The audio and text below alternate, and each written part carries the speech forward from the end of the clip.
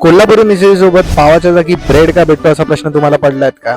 तर चला पाहूया आज कोल्हापूरमध्ये. एक पाण्याची बॉटल आणि पूर्णपणे लाईटी साफ करून घेतल्या. गाडी चालवताना या लाईटी साफ करणं जरुरी असतं, स्पेशली पावसामध्ये. तर मग परत लाईटीची विजिबिलिटी वाढते.